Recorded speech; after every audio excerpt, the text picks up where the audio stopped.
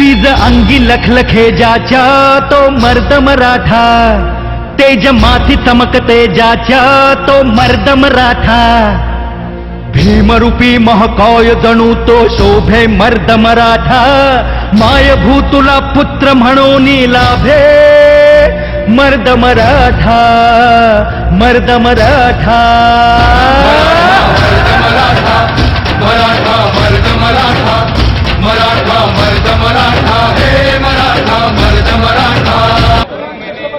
जे काय घडलं महाराष्ट्रामध्ये आपल्या बहिणीवर अत्याचार झाला,